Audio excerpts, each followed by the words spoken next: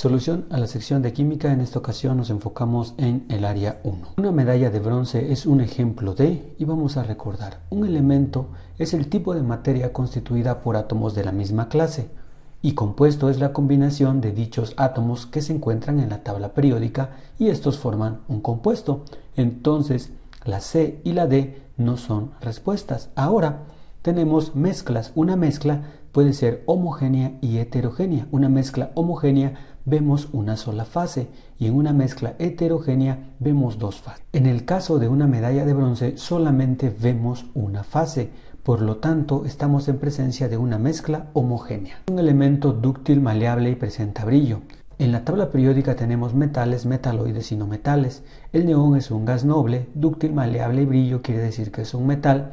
El silicio es un metaloide, el bromo es un no metal, por lo tanto la respuesta es calcio. C.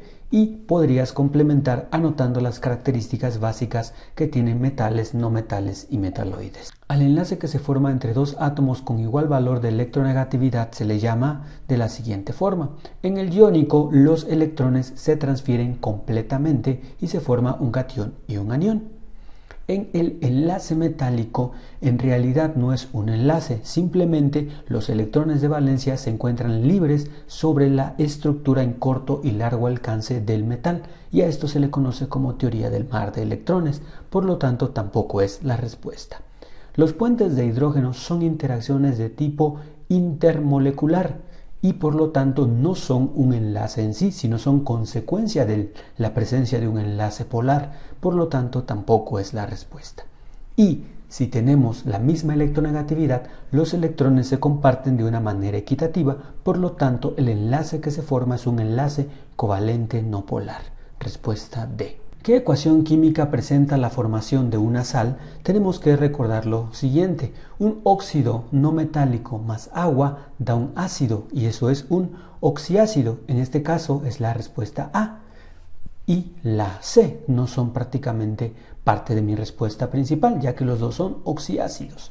Ahora, un no metal más agua forma un ácido, en especial un hidrácido formado por hidrógeno y un no metal, y es el caso de la B, donde tenemos cloro más agua, eso da ácido clorhídrico. Por lo tanto, la respuesta sería la D, y en la respuesta D tenemos un ácido fuerte, ácido clorhídrico, más una base fuerte que es el hidróxido de potasio. Esto nos da una sal que es el cloruro de potasio más agua. Respuesta D. ¿Cuántos mol hay en 100 gramos de cloruro de sodio? En primer lugar tenemos que calcular la masa molecular. Sumamos 23 gramos mol del sodio más 35.5 gramos mol del cloro. Nos da que el peso molecular es igual a 58.5 gramos mol.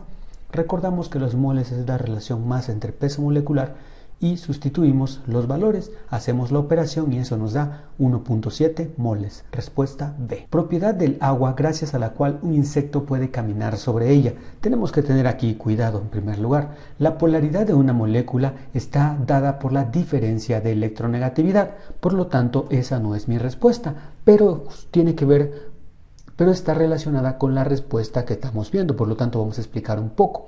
En el caso del agua tenemos al más electronegativo, que es el oxígeno, y a los menos electronegativos, que son los hidrógenos. Eso forma una disparidad en la carga, por lo tanto se genera un momento dipolar y la molécula resultante es covalente polar. Esta polaridad en la molécula da como consecuencia la formación de puentes de hidrógeno. Estos puentes de hidrógeno son uniones entre las partes parcialmente positivas y las partes parcialmente negativas, es decir, entre los oxígenos y los hidrógenos. Esto a su vez tiene que ver con las interacciones intermoleculares que se conocen como propiedades coligativas, es decir, propiedades físicas que podemos ver, medir e incluso aprovechar. Una de estas, por ejemplo, es la densidad. La densidad es la relación masa-volumen y otra es la tensión superficial, que es la respuesta. Supongamos que tenemos un insecto parado. Si aplicamos nuestros conceptos de física, aplica un peso que es igual a mg y por consiguiente, mediante la tercera ley de Newton, este también recibe un empuje. Y prácticamente esto se debe a lo que se llaman fuerzas de cohesión. Y entonces la respuesta es tensión superficial. Al agregar unas gotas de vinagre con un valor de pH de 3.5 a un litro de agua pura, el pH de la disolución puede ser, recordamos la escala pH, tenemos que el agua pura es pH neutro, vamos a agregar un pH de 3.5, entonces podríamos decir que va a ser ligeramente ácido. Biomoléculas que sirven de reserva energética en los organismos. Tenemos lo siguiente. Aquí tenemos que ver que los carbohidratos dan energía, los lípidos sirven de reserva de energía y las proteínas tienen diferentes propiedades que van desde estructural, de transporte y de defensa. Entonces la respuesta es la B. Las reacciones de combustión son porque la energía calorífica hacia los alrededores. Vamos a ver lo siguiente. Recordamos que si tenemos un delta H, quiere decir que la reacción es endotérmica, por lo tanto no desprende calor. Y si tenemos un delta H negativo, la reacción es exotérmica porque desprende calor. Y si recordamos la definición de una reacción de combustión, que es entre un combustible más un comburente, dando CO2 y agua y energía en forma de luz y calor, podemos concluir que la respuesta es la A, ya que todas las reacciones de combustión son exotérmicas porque liberan energía calorífica y esta se ve en forma de luz y calor.